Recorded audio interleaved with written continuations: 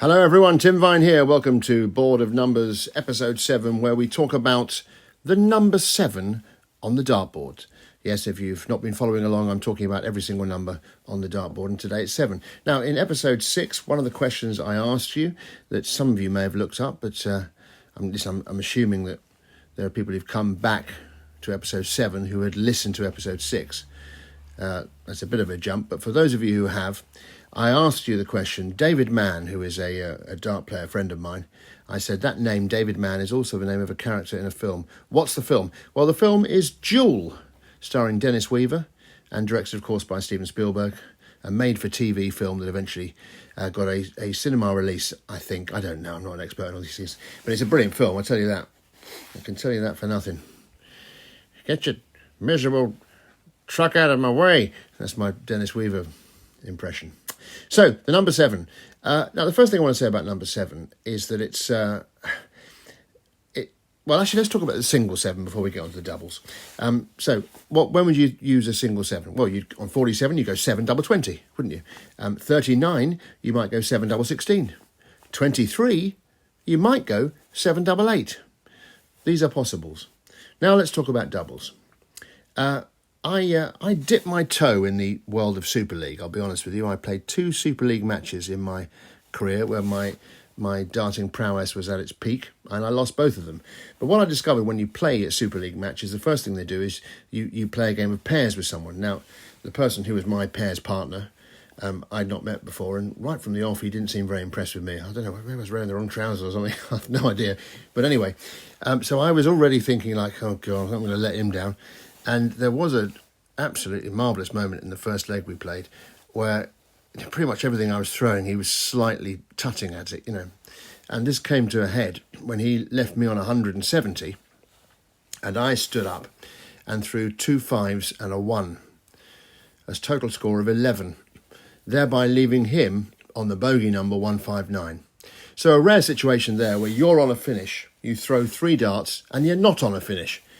Well, now, the reason I bring all that up is that I did, however, turn round that whole that sort of disparaging atmosphere I was getting from my partner, because I finished that leg on double 7.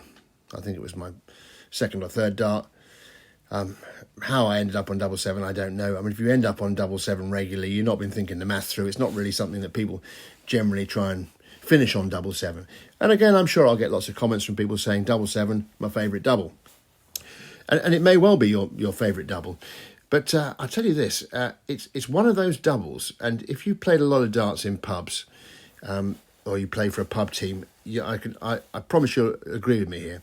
It's one of those doubles where if you throw 12 darts at a double yourself, you're miles ahead of the person you're playing. The person you're playing's throwing darts all around the room, and you're miles ahead, but you cannot finish. And you like I say, 12 darts at a double, you just cannot finish it. The opponent all the time scoring 26, 23, 48, 62, in really weird and wonderful ways, and he's getting closer and closer, and you're throwing for a double, you can't do it. And sure enough, the opponent, who can't hit a radiator all night, he eventually ends up on double 7 with 1 dart in his hand. And you just know he's going to hit it, don't you? First dart, double 7, there it is. It took him 45 darts to get there, but you can just feel it in your bones, can't you? Think, oh, God, he's going to hit this, isn't he? First dart, bang. Hooray! And you've lost to someone throwing random darts. Double 7 is a dangerous double. No one likes to see it against them. No one likes to see it against them at all. So try and take the thing out before someone ends up on double 7. This has been quite a short episode. I'd like to introduce a very special guest. Unfortunately, I don't have one here. I know, sorry. I know that some of you are getting a little bit, and I understand why. It's a little bit impatient about the fact there is no sign of a single guest. And on that little bit of artwork there, it says, with guests. And there will be guests. There will be guests. Have we talked about 777? We haven't, have we? 777, which I did once see James Wade go for deliberately when he was on 61. He went 777, double top. I mentioned that, and I've already mentioned that in a previous episode. So 7, it turns out, there's not a lot you can say about it, but I hope you've enjoyed the episode. Let's leave it there, 5 minutes of chat, and a lifetime of regret. But we'll hopefully I'll see you for 8. And if we get to 8, or when we get to double figures, surely there's going to be some guests by the time we get to double figures. Do you know, the other thing I've realised as well is that choosing to do this during the PDC World Darts Championship is in many ways the worst time to do it in terms of getting hold of guests.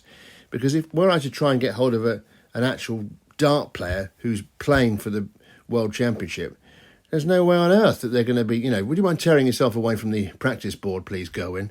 And so we can talk about the number 9. It's not going to happen, is it? So, but we will have some exciting guests coming up, I'm going to assure you of that. This is the end of this episode.